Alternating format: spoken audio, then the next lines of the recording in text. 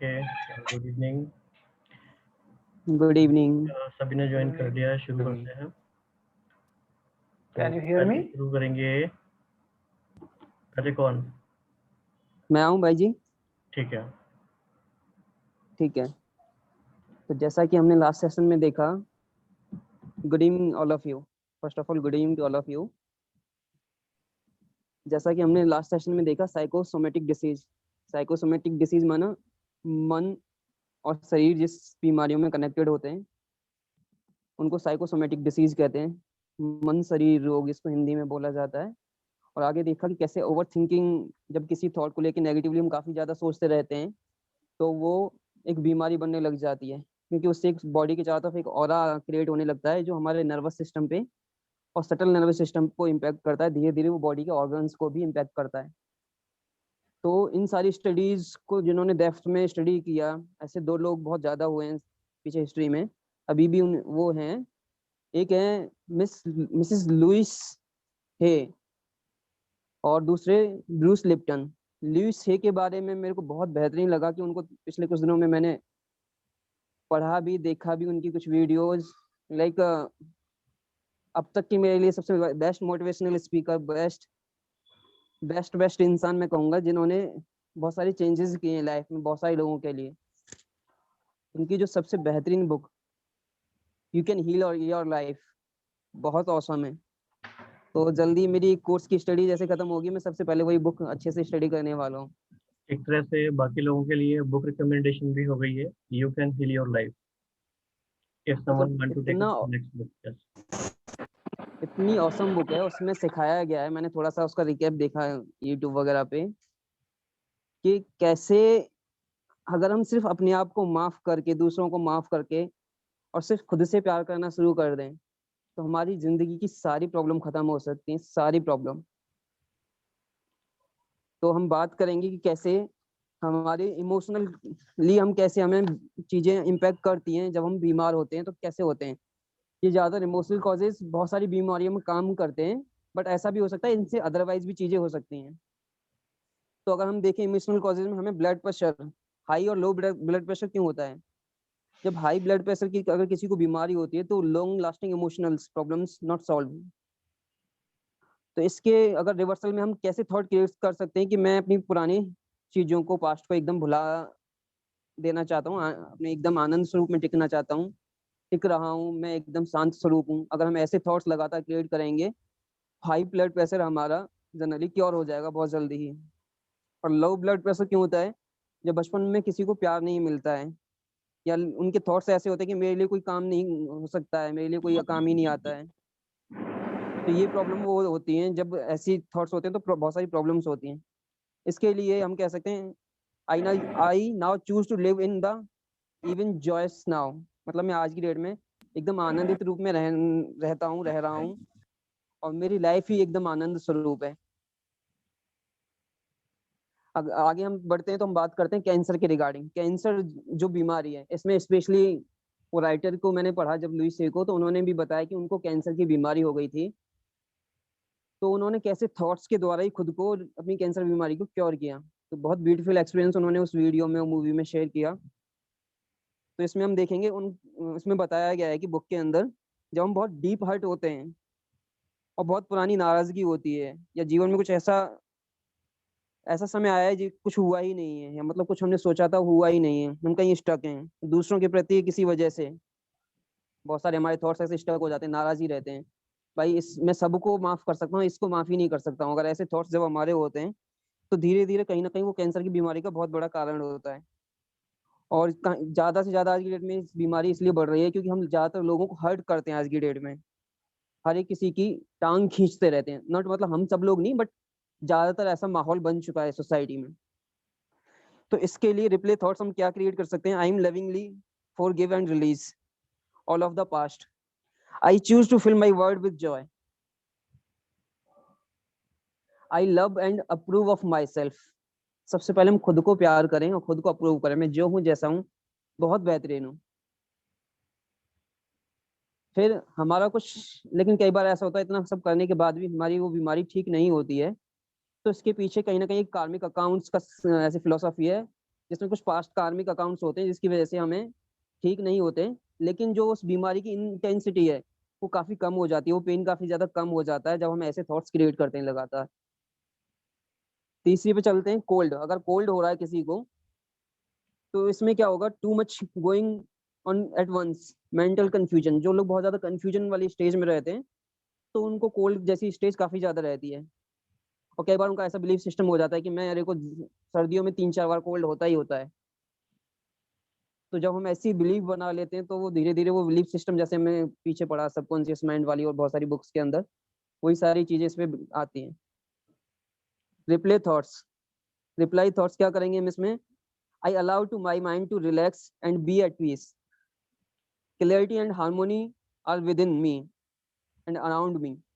मेरे अंदर भी और आसपास भी चारों तरफ है, सब कुछ ठीक है, ऑल इज वेल। लगातार अगर किसी को कोल्ड हो उसको सिंपली बोल दो, भैया अपने दिल पे हाथ रख के 10-15-20 बार ऐसा ही बोलता है, ऑल इज वेल, सब ठीक है, शांत है, सब कुछ अच्छा है। और आगे कॉन्स्टिपेशन, जो कब्ज की दिक्कत होती है उनके अंदर स्पेशली ये बीमारी होती है। ऐसा क्यों होता है, refusing to the release old ideas, जो स्टक हो चुके हैं आइडियाज उनको वो रिलीज नहीं करना चाहते इन द पास्ट टाइम। और समथिंग स्टिगनेस, कुछ कभी कभी कंजूस जैसे भी लोग होते हैं तो उनको भी ऐसा कुछ होता है। तो इसमें भी वही थॉट हमें क्रिएट करना है कि कैसे हम अपने पास्ट को, as I release the past the new and fresh and vital enter, I allow to life to flow through me. जीवन का जो रस है उसको बस बहने दे अपने अंदर, कभी कभी महसूस करें, कभी साइलेंटली बैठ जाएं तो पता चलता है लाइफ बहुत ब्यूटीफुल है, जर्नी। अगर हम अगले बढ़ते हैं तो आर्थराइटिस, गठिया क्यों होता है, जब इंसान बहुत फीलिंग अनलव्ड, उसको कभी बचपन से प्यार ही नहीं मिला होता है, कई बार बहुत ज्यादा अनलव्ड कंडीशन फील करता है। और आजकल बहुत सारी फैमिलीज में ऐसा हो गया है, हस्बैंड घर आ रहा है, वाइफ ने कितना भी अच्छा खाना बनाया हो फिर भी वो कहता है कि आपने खाना अच्छा नहीं बनाया, ये नहीं किया, वो नहीं किया। कमी कमजोरियां निकालते रहना, उससे कहीं ना कहीं आर्थराइटिस की प्रॉब्लम बहुत बढ़ जाती है। आलोचना सहता रहता है जब इंसान, तो उनको ये बहुत ज्यादा प्रॉब्लम्स बढ़ती हैं। तो इसमें रिप्लाई थॉट क्या कर सकते हैं, reply thought, I am love, I now choose to love and approve of my self, I see others with love. तो सिंपली ये कुछ थॉट्स हैं, अगर हम इनको लगातार अपने अंदर काम करने दें तो बहुत बेहतरीन होगा। सेम जॉइंट्स के पेन में भी होता है, और इसमें हम इसे स्पेशली थॉट कर सकते हैं कि I easily flow with change, my life is divinely guided. एक डिवाइन एनर्जी है जो मेरे को गाइड कर रही है। तो ऐसे जब हम फील करने लग जाते हैं तो हमारी जॉइंट्स की पेन भी ठीक होने लग जाता है। तो एक छोटी सी कहावत है, मुद्दई लाख चाहे तो क्या होता है, वही होता है जो मंजूर खुदा होता है। बट लेकिन हम सब जानते हैं जो भी हमारे साथ आज की डेट में हो रहा है वो कहीं ना कहीं हमारे कुछ पास्टिक कार्मिक अकाउंट से, कुछ पास्ट में हमने ऐसे किया है, कुछ पास्ट में हमने ऐसे बीज बोए जो हमारे साथ आज की डेट में हो रहा है। तो पास्ट में कुछ अनसॉल्व बिजनेसेस होते हैं, उनको अगर हम साइलेंटली बैठ के उनको सॉल्व करें, इजीली उनको जाने दें, तो चीजें बहुत सहज रूप से बीमारियां ठीक होने लग जाती हैं। आगे बढ़ते हैं तो अस्थमा, अस्थमा की दिक्कत भी इसलिए होती है कि स्मूदर लव, मतलब उनको एक प्यार वाली फीलिंग नहीं मिल पाती लाइफ में, और वो हमेशा सप्रेस्ड क्राइंग में रहते हैं, मतलब अंदर ही अंदर रोते रहते हैं, कई बार ऐसा फील करते हैं, बस जेल जैसी फीलिंग आती है उनको। तो इसके लिए हम क्या कर सकते हैं, replay thoughts, it is safe now for me to take charge of my own life, I choose to be free. तो ऐसे करते करते और भी 10-15 बीमारियां हैं उसमें, तो कभी फ्री टाइम में आगे हम डिस्कस करेंगे। अभी के लिए thank you so much. Thank you Dinesh भाई। Thanks a lot.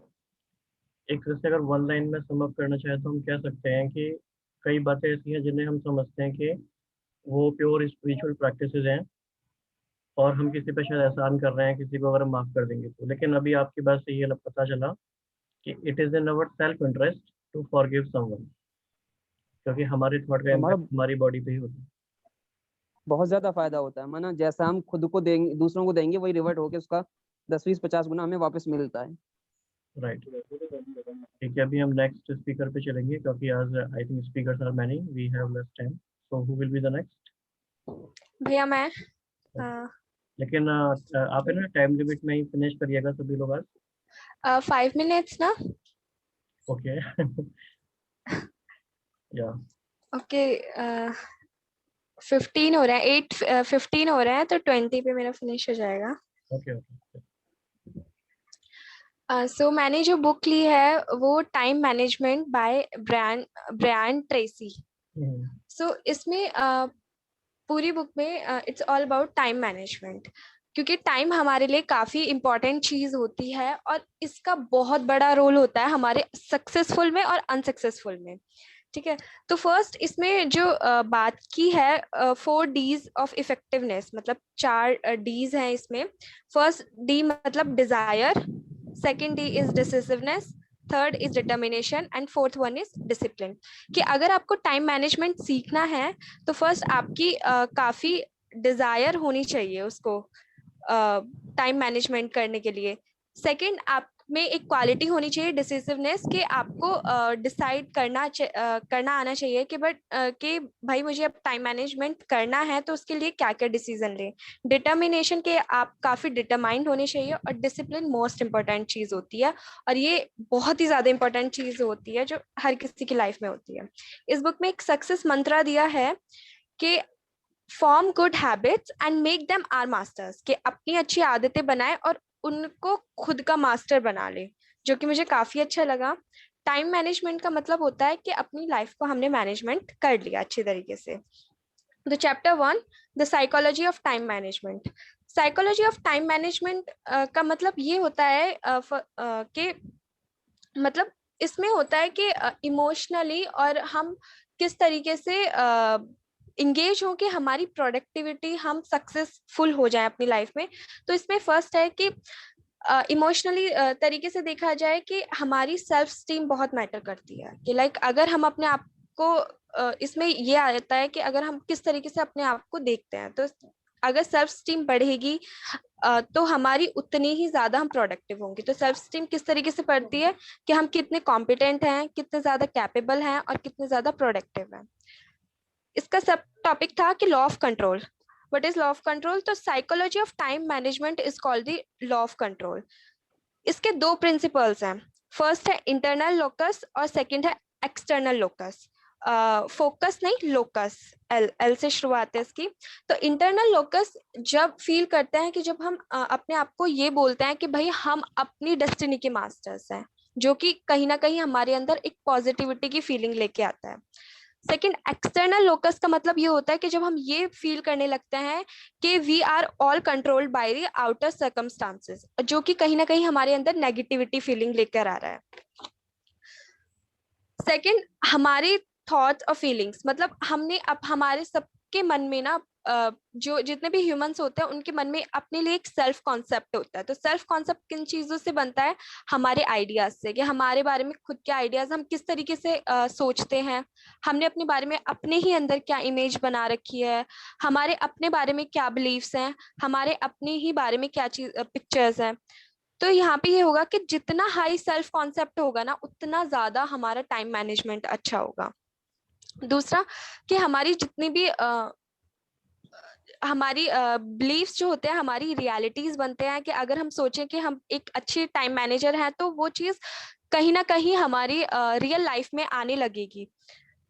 फिर इसके बाद आता है कि अपने माइंड को प्रोग्राम कैसे करें। तो ये काफी अच्छा पॉइंट है कि हम अपने इनर, सबसे पहले इसके 2 चीज हैं कि पहले तो अपने इनर डायलॉग को बदलो। जब हम अपने इनर डायलॉग को बदलेंगे, कि हम खुद से कहेंगे कि हम एक बहुत अच्छे टाइम मैनेजर हैं, जबकि हम नहीं भी हैं, लेकिन एक थॉट डेवलप करना है, तो हमारे 95% इमोशंस हैं वो एक्चुअल में एक्शंस में आ जाते हैं और हमें वो रियल लाइफ में अफेक्ट करने लगते हैं।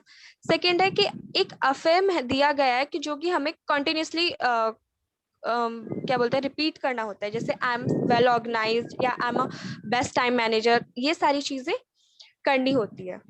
फिर दूसरी लास्ट है कि visualise yourself as you want to be, like अपने बारे में एक ऐसी पिक क्रिएट कर लो कि जो कि आप करना चाहते हो, हालांकि वो तुम हो भी नहीं, लेकिन तब भी, जैसे कि काम, कॉन्फिडेंट, हाईली एफिशिएंट, मोर रिलैक्स्ड, ये सारी चीजें।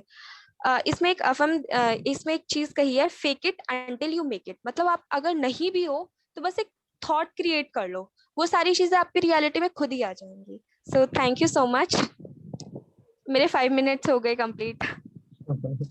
बहुत ही अच्छा, बहुत अच्छा, बहुत ही सुपर फास्ट एफिशिएंट तरीके से you manage your time well and you talk walk your dog actually, right? So who will be the next? कोई नए participant? Mister Pinaki.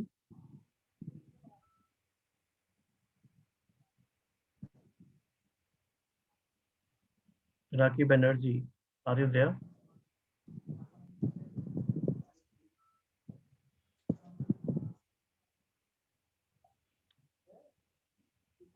Okay, Naman. I actually don't have much to share today, so I will not Okay, put that in the group. nothing I'll be to sharing next time. share. Okay, ठीक है। निखिल भाई।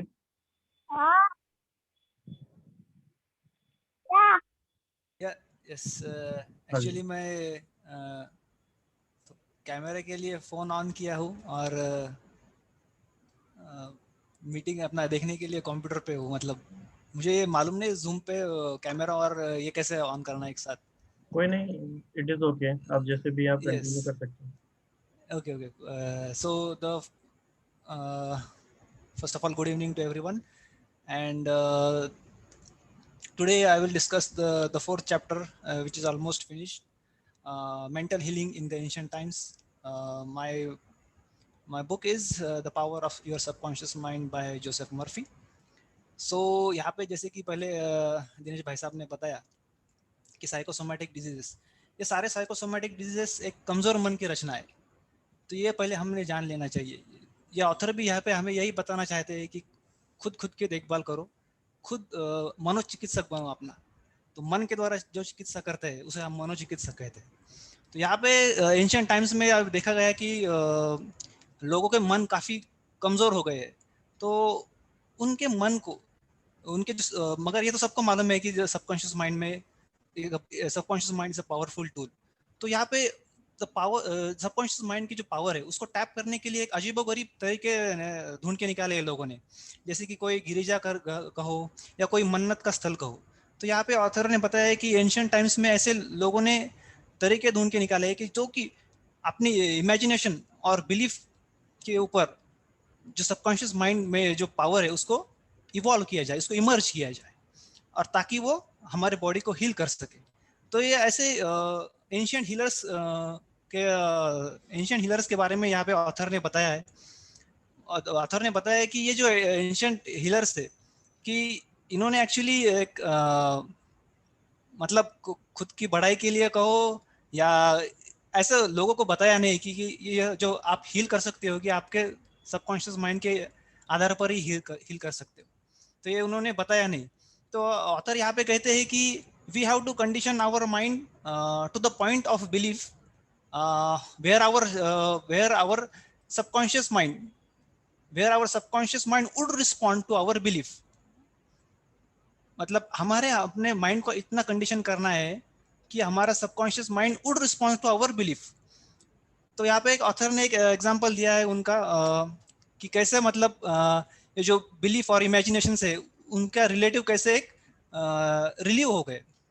तो यहाँ पे एक जो एग्जांपल दिया उन्होंने कि उनका एक रिलेटिव था ऑस्ट्रेलिया में, तो उनको ट्यूबरक्लोसिस हो गया और ट्यूबरक्लोसिस होने की वजह से उनके लंग्स में काफ़ी ये डिजीज बढ़ गया। तो वो कुछ क्योर नहीं हो रहा था। तो उनके बेटे ने सोचा, मतलब जो रिलेटिव के बेटे ने सोचा कि मैं ही अपने पिता का क्योर करूंगा। तो उन्होंने अपने पिताजी से कहा कि अभी हाल ही में मैं एक मॉन्क से मिल के आया हूँ जो कि यूरोप के एक धार्मिक स्थल में काफ़ी दिन रुके हैं, और वहाँ से उन्होंने एक अंगूठी लाई है जो कि उसमें जिसमें एक रियल क्रॉस एम्बेड किया गया है, और वो अंगूठी मिडिल एजेस की है, मतलब काफ़ी पुरानी है। और ये अंगूठी का इतना चमत्कार है कि उन्होंने काफ़ी लोगों का बीमारी ठीक किया है। तो मैंने फिर वो बेटा कहता है कि मैंने वो मॉन्क से, मतलब जो सन्यासी कहो या महात्मा कहो, मैंने उनसे वो अंगूठी कुछ दिन के लिए ले ली है और वो आपके लिए लेके आया हूँ मैं। और मैंने उनके एक किराए से ली है और मैंने उनको एक सफिशिएंट अमाउंट भी दी है वो मॉन्क को, और वो मॉन्क रेडी हो गए। तो जब मैंने उनको पैसा दिया और वो मॉन्क रेडी हो गए। तो वो जो रिलेटिव है उनके, तो ये एक्चुअली उन्होंने छीन के लिया वो अंगूठी उनके बेटे से, और अपने दिल से लगा के एक प्रार्थना की, और वो एक्चुअली एक दिन में ठीक हो गए। वो अंगूठी लेके सीने पे सो गए और वो दूसरे दिन ठीक हो गए। तो ये आपको क्या लगता है कि ये जो बेटा है उनका, वो सही में मिला होगा क्या किसी मॉन्क से? ऐसा आपसे सवाल पूछता हूँ मैं, आपको It is लगता only है ऐसा? belief system. Belief yes, system. वो yes, it's a perfect story, it's a perfect made up story कि उनको मालूम था, कि उनके बेटे को मालूम था कि अपने पिताजी का मन जो है काफी कमजोर हो चुका है और वो मेडिकल ट्रीटमेंट को सपोर्ट नहीं कर रहे। तो उन्होंने क्या किया, एक मॉन्क मतलब एक कहानी बनाई कि उन्होंने खुद एक ऐसी अंगूठी बनाई जो कि एंटीक पीस की लगे, और उसमें क्रॉस उन्होंने खुद से बनाया, और वो गोल्ड स्मिथ से लेकर, मतलब ज्वेलर से लेकर उनके पिताजी को दे दी। और ये उन्होंने अंत तक अपने पिताजी को नहीं बताया, अगर बता देते थे तो वो डिजीज वापस मतलब इमर्ज होता था। तो ये ऐसा देखा गया था कि यहाँ पे देखो अभी द कॉम्बिनेशन क्या रहा, द कॉम्बिनेशन ऑफ इमेजिनेशन रहा एंड फेथ रहा and the expectancy of good health, that's why he was able to cure himself. ये इमेजिनेशन था उनका, बस, और कुछ भी नहीं था। और फिर आगे ऑथर बोलते हैं कि देखो भाई, तुम्हारा ऑर्गन ऑफ हीलिंग जो है वो सबकॉन्शियस माइंड है, और and the process of healing is called faith. बस फिर फिर बस इतना ही बोलना चाहूंगा कि भाई, this shows the power of your thought. Actually faith may be true और false, but it always produce the wonders. So thank you. आधा मोबाइल पे हूँ, आधा कंप्यूटर पे हूँ। बहुत ही अच्छा निखिल भाई, बहुत मजा आया। Very good. Thank you. और सभी लोगों की एफिशिएंसी एकदम बढ़ती जा रही है, तो बहुत एकदम टू द पॉइंट, एक्यूरेट, कम टाइम में, गुड स्टफ, अच्छा है। Okay, Anchal ji next.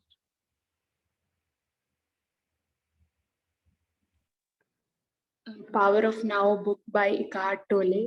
अब तक हमने उसके 3 चैप्टर पढ़ लिए थे और इस वीक हमने 4th चैप्टर पढ़ा जिसका नाम है mind strategy to avoid now. तो ये हम सबके लिए रिफ्लेक्शन का क्वेश्चन भी है कि हम सबका माइंड क्या स्ट्रेटेजी अडॉप्ट करता है कि वो प्रेजेंट मोमेंट को डिनाई कर सके। तो जैसे ये जो बुक है ये डायलॉग की फॉर्म में है, जैसा हमने पहले भी बताया था, और रियलाइजेशन काइंड मतलब इसमें ऐसे फैक्ट्स वगैरह नहीं है, बट आती है कि कहाँ पे हम गलत चल रहे थे। जैसे जब भी हम कोशिश करते हैं अपने आप को प्रेजेंट में लाने में, और अपने आप को माइंड में थॉट्स आते हैं कि you should be your time, तो ऑथर कहते हैं कि उस टाइम पे observe your mind and smile at it. मतलब कि वैसे माइंड को हमेशा भागने की आदत है, जब हम इसे थोड़ा सा रोकते हैं तो इसको लगने लगता है कि ये तो टाइम वेस्ट हो रहा है। फिर ऑथर कहते हैं माइंड की अगली स्ट्रेटेजी है नाउ को अवॉइड करने की, वो पास्ट में जाना। तो एक साइकोलॉजिकल फैक्ट वो शेयर करते हैं कि जो भी ज्यादा पास्ट में रहता है वो अपनी एजिंग प्रोसेस को एक्सेलरेट कर रहा है। तो आगे से हम भी ये कर सकते हैं कि जब भी माइंड पास्ट में ज्यादा जाए तो अपने आप को ये याद दिलाएं कि नहीं, इससे तो एजिंग प्रोसेस एक्सेलरेट होती है, तो मुझे नहीं जाना। और इसके बाद फ्यूचर में जब भी हमारा माइंड ज्यादा जाता है कि व्हाट इफ थॉट्स, कि अगर ऐसा हो गया तो क्या होगा, तो ऑथर ने उसको एक नया टर्म दिया है, मेंटल फैंटम, कि वो एक इमेजिनरी सिचुएशन में माइंड को हमेशा रहने की आदत होती है। तो वो भी लाइफ कोरोइडिंग सिचुएशन है, हमें इसलिए फ्यूचर को भी अवॉइड करना है। और जो आज का नेक्स्ट पॉइंट है, सेकंड पॉइंट, कि ordinary unconsciousness versus deep unconsciousness. तो ऑथर इसमें बताते हैं कि जैसे हम स्लीपिंग स्टेट में ड्रीमलेस स्लीप से ड्रीम स्टेट में फ्लक्चुएट करते रहते हैं, ऐसे ही जब हम अवेक होते हैं, जाग रहे होते हैं, तब भी हमारा माइंड ऑर्डिनरी से डीप अनकॉन्शियसनेस के स्टेट में फ्लक्चुएट करता रहता है। ये ऑर्डिनरी अनकॉन्शियसनेस इतनी नॉर्मल है, जैसे एग्जांपल देते हैं कि रूम में एसी चल रहा हो और उसकी नॉइज का हमें पता नहीं चलता, जो ऐसे ही जब तक वो एसी को हम बंद नहीं कर देते उसकी नॉइज का हमें पता नहीं चलता। ऐसी माइंड में भी बैकग्राउंड में नॉइज चलती रहती है, जब तक हमें एक बार वो साइलेंट मोड कैसा होता है वो ना पता चले तब तक हमें एहसास ही नहीं होगा कि सारा दिन क्या चलता रहता है। और उसके बाद फिर ऑथर कहते हैं कि जब हम ज्यादा ऑर्डिनरी अनकॉन्शियसनेस में रहते हैं तो उसके बाद धीरे धीरे हम डीप अनकॉन्शियसनेस में जाने लग जाते हैं। फिर थर्ड पॉइंट कि best indicator of your consciousness, हम अपनी कॉन्शियसनेस का कैसे पता लगा पाए। तो इसमें ऑथर एक बहुत अच्छा हमें एग्जांपल देते हैं कि how you deal with life challenges, कैसे आप अपनी लाइफ के चैलेंज का लगा, ये इससे आप पता लगा सकते हो कि आपकी कॉन्शियसनेस का लेवल क्या है। क्योंकि थ्रू दोज चैलेंजेस एंड अन मतलब जो अनकॉन्शियस पर्सन होगा वो और ज्यादा डीपली अनकॉन्शियस हो जाएगा, और उन्हीं चैलेंजेस से जो कॉन्शियस पर्सन होगा वो मोर इंटेंसली कॉन्शियस हो जाएगा। तो हमें चेक करना है कि चैलेंजेस के जब चैलेंजेस आते हैं तो हम और अवेक हो जाते हैं या और डीपली स्लीप स्टेट में चले जाते हैं। फोर्थ पॉइंट ये है कि कैसे हम अपना कॉन्शियसनेस लेवल को बढ़ाएं। तो इसमें ऑथर कहते हैं जैसे कि अंधेरे से प्रकाश में जाने के लिए हमें रोशनी करनी पड़ती है, ऐसे अनकॉन्शियसनेस में हम जब कॉन्शियसनेस का प्रकाश डालेंगे तो फिर इस तरह हम कॉन्शियसनेस लेवल को बढ़ा सकते हैं। और अपने आप से बार बार ये प्रश्न पूछते रहें कि am I at ease at this moment, कि क्या इस क्षण में मैं ठीक हूँ, अंदर सब हलचल शांत है। तो उसके बाद दूसरा पॉइंट ऑथर कहते हैं कि जितना हम बाहर की दुनिया को जानने में इंटरेस्टेड है उतना इनसाइड को भी जानने में भी इंटरेस्टेड हो हम, क्योंकि अगर अंदर सब ठीक होगा तो बाहर सब ठीक हो ही जाएगा। और एक बहुत ही अच्छा पॉइंट जिसको हमने स्टार मार्क किया है कि अगर हम नॉर्मल सरकमस्टांसिस में जब सब कुछ स्मूथ चल रहा हो, तब जैसे कि हम रूम में अकेले बैठे हों या फिर गार्डन में बैठे हों या किसी को सुन ही रहे हो, अगर उस टाइम पे भी हम प्रेजेंट में नहीं रह सकते तो फिर जब सब कुछ ठीक नहीं होगा या बाहर सब हमारे अकॉर्डिंग नहीं होगा तो हम उस टाइम पे तो बिल्कुल भी फिर हमारा कॉन्शियसनेस लेवल ठीक नहीं होगा, क्योंकि डबल स्टैंडर्ड नहीं हो सकते। अगर हम सोचे कि हम उस टाइम पे कर लेंगे, ऐसा नहीं होगा। ऑथर कहते हैं कि हर टाइम पे ही हमें उसकी प्रैक्टिस करनी होगी। और जो आज का लास्ट पॉइंट है, fifth point, the inner purpose of your life journey.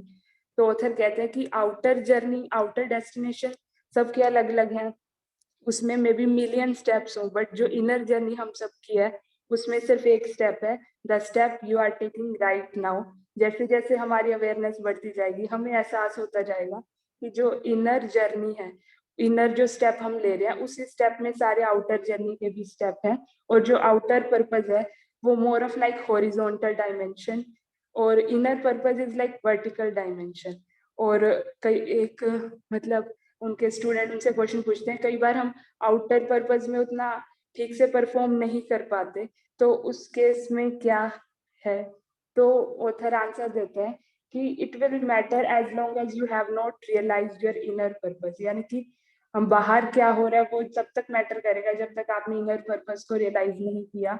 और जीसस भी कहते थे कि gain the world and lose your soul is not no achievement at all.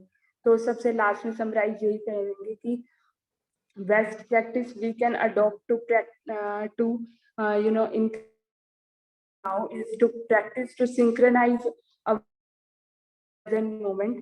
and affirmation हम ले सकते हैं कि as I breathe in I intake all the good things in the universe, and as I breathe out all negative and irrelevant things come out of me। thank you।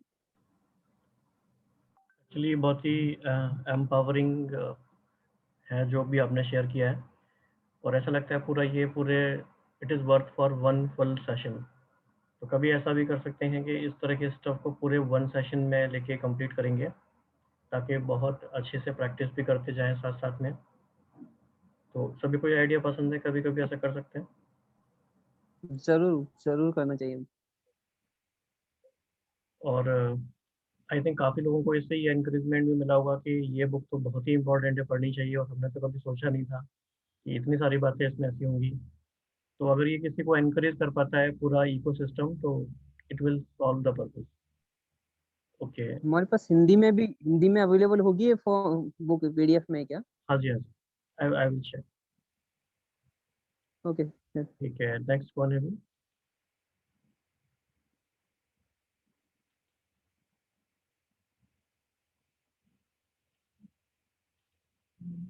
Next speaker.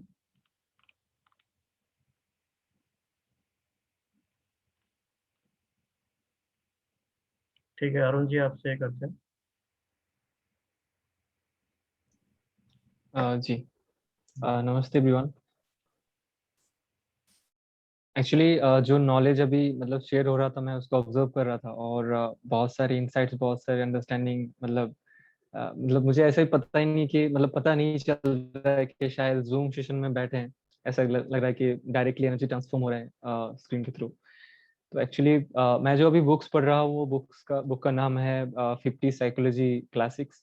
जो book actually non psychologist के लिए, मतलब हर एक कोई जो psychology पढ़ना पसंद है बट वो डीपली ज़्यादा अंडरस्टैंड नहीं कर पाते, तो ये बुक एक्चुअली बहुत ही ईजीएस्ट वे में बुक को मतलब राइट किया गया है। और इस नाम में ही बुक का मतलब ये छुपा हुआ है कि 50 जो साइकोलॉजिस्ट है उनके बुक में से कुछ इम्पोर्टेंट पार्ट को लेके इस बुक को क्रिएट किया गया है। मतलब इस बुक को पढ़ते पढ़ते मुझे ये लग रहा है कि मैं साथ में 50 बुक्स को पढ़ रहा हूँ, और बहुत ही अच्छा लग रहा है। तो मैं फर्स्ट चैप्टर से कुछ शेयर करना चाहता हूँ।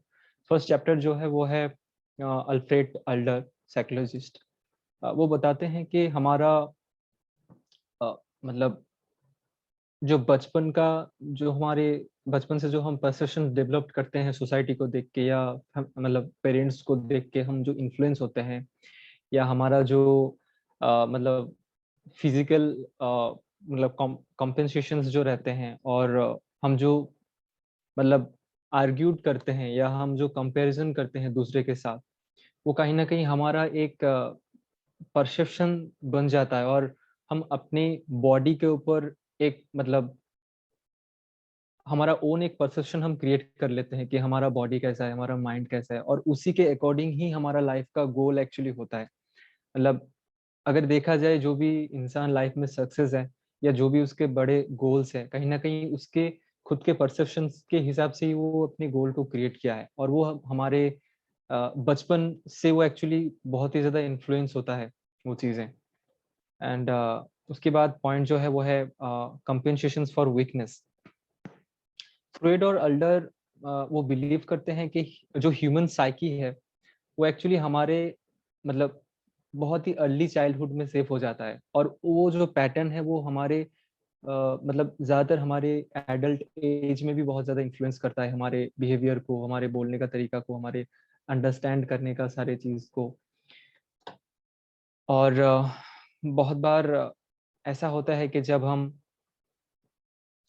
मतलब हमारा ये डिजायर होता है कि मतलब हमारा जो मतलब लाइफ का जो बैलेंस हम चाहते हैं, या हमारा जो मेंटल या फिजिकल या सर्कमस्टेंसेस, अगर बचपन में ऐसा कुछ एक्सीडेंट वगैरह हुआ हो, तो उसको लेके हम चलते हैं। हम सोचते हैं कि बचपन में ये हुआ था हमारे साथ, तो कहीं ना कहीं वो हमारे प्रेजेंट को भी कहीं ना कहीं इन्फ्लुएंस करता है एक्चुअली, मतलब हम उसको भूल नहीं पाते हैं, और वही प्रॉब्लम को हम मतलब कैरी करके मतलब चलते हैं एक्चुअली लाइफ में।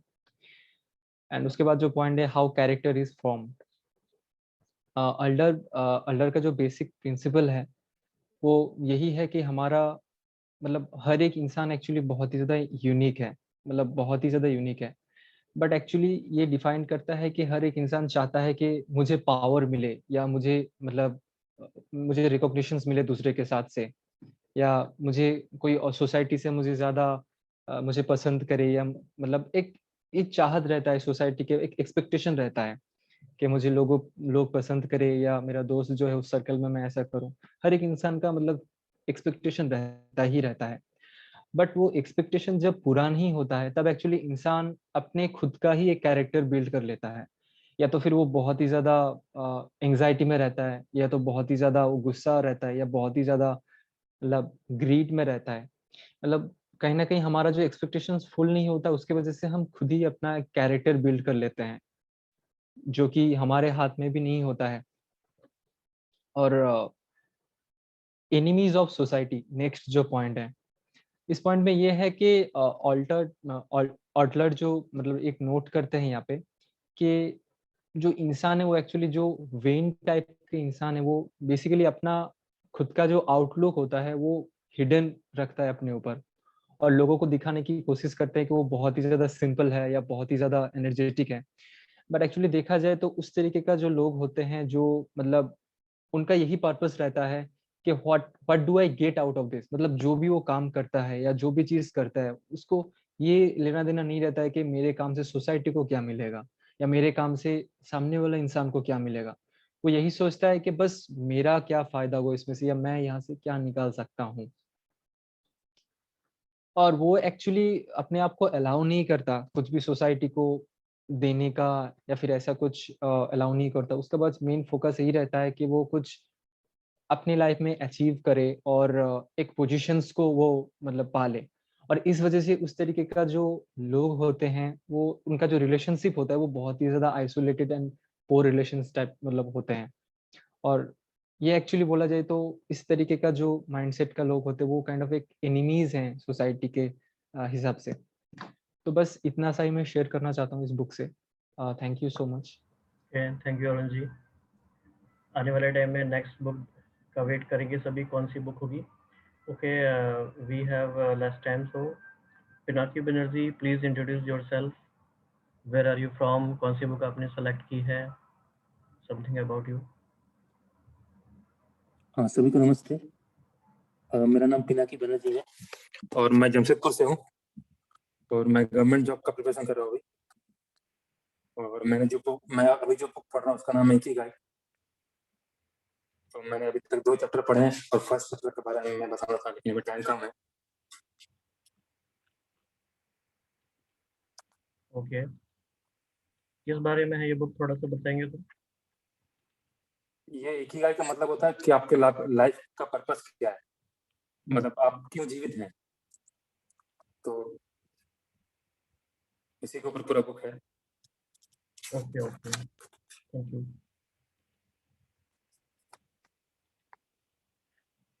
तो किसी को कुछ और कहना है, any suggestions, any feedback in less than 1 minute, any last point.